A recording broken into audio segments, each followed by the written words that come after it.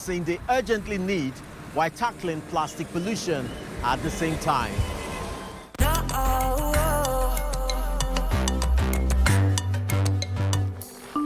He just couldn't bear it anymore.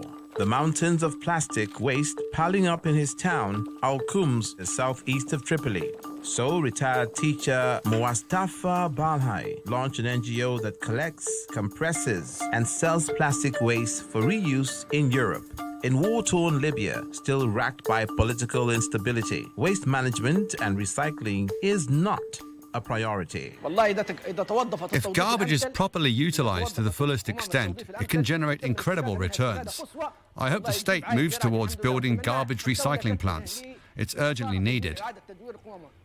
I hope the state provides these factories because we currently export this waste abroad when we should be benefiting from it here in our country.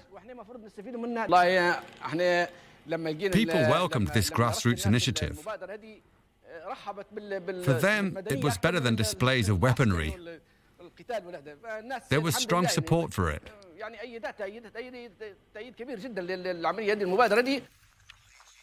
With the project making the equivalent of about $4,000 every 3 months, he then came up with an even more ambitious idea to use the proceeds to fund cancer treatment.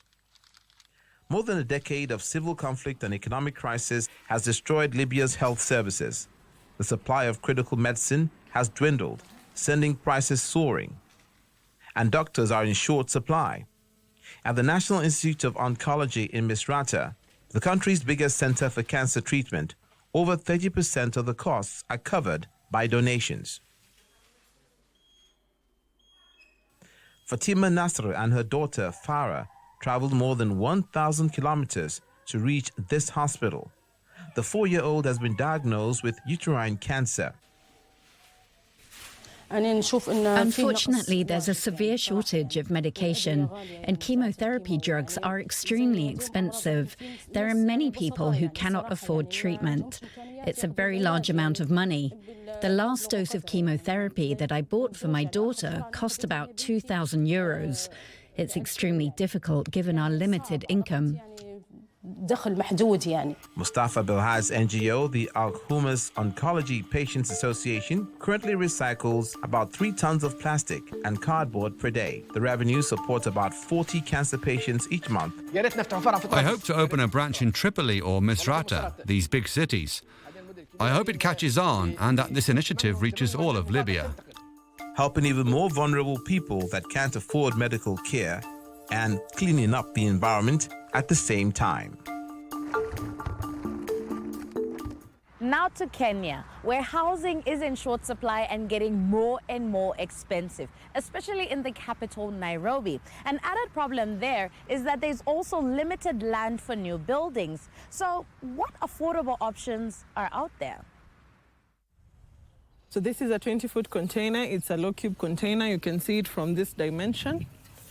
It was manufactured in 2008, so this is about 16 years old. Africa's population is growing and urbanization is on the rise. In Kenya alone, more than 250,000 new homes are needed each year.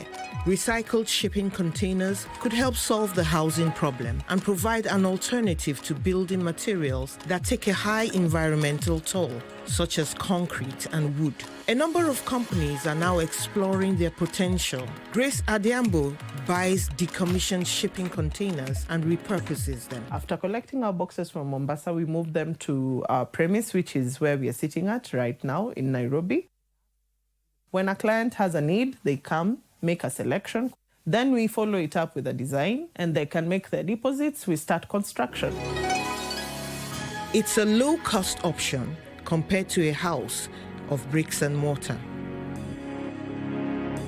Container homes as a solution has a number of groups as clients. Young couples who are just thinking of home ownership. Then we have people who are... Containers have long been used as temporary housing solutions in many parts of the world. But increasingly, they are also being fitted out to service as permanent housing. The average lifespan of a shipping container is 12 to 25 years. As homes, they can be used for another 25 years or more. But if they're going to last, proper maintenance is key. Biggest maintenance that you can do with containers, especially if you've not cladded the exterior, it would be to spray paint. So after a few years, you'd want to spray paint and just take care of the rust in case you have any that is coming up. Affordability and flexibility are some of the main advantages of the container homes. And for many buyers, the speed with which they can be refurbished is another plus.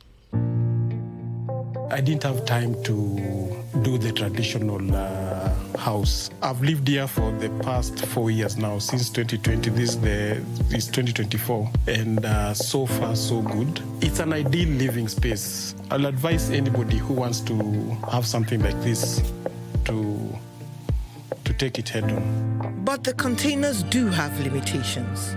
Key factors to take into account, especially in a climate such as Kenya's, are ventilation and insulation. This is a work in progress. Before this gypsum insulation is a styrofoam insulation. We also use rock wool insulation in some instances. We've also done electrical wiring and fitted the aluminium windows plus grilling. Smart design is crucial, says Grace Adiambu, to ensure the structure is stable, that heat is efficiently dissipated, and there's maximum light. Finding ways to convert containers into housing options is still a work in progress, but one with potential. Those containers look quite cozy, but could you imagine living in a cave? We go now to a corner of Spain where people have been dwelling in caves for hundreds of years. You might think that doesn't sound very attractive, but temperatures around the globe are rising as a result of human activities, such as the burning of fossil fuels. So living underground might have a number of advantages. As the many chimneys suggest, these are no ordinary hills. These cave houses are in Guadix, southern Spain. For Mari Carmen, the cave's constant temperature of around 20 degrees Celsius is just right. She's proud of her climate-friendly home. This is the kitchen. And here, come with me. Here we have a bedroom, the master bedroom. It's a good place to sleep, cool in the summer and warm in the winter. The caves have a very big future. Central heating?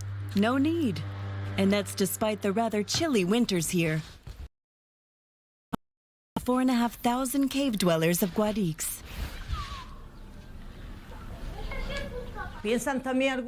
Some people think it's a hole, the kind you might find a bear in. In the past, the caves were just painted white. There was no water, no electricity. Today we have everything, thank God.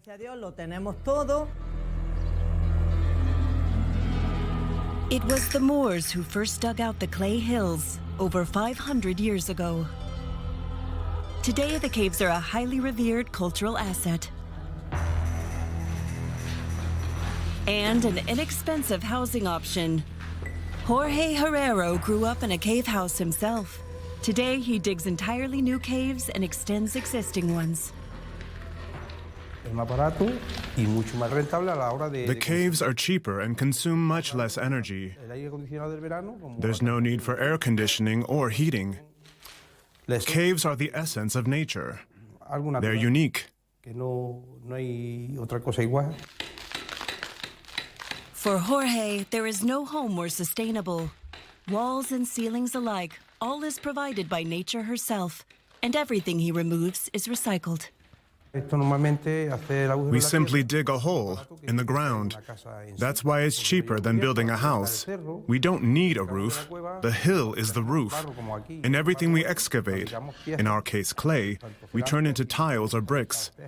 This cave will have tiled floor made from the very material we dug out here.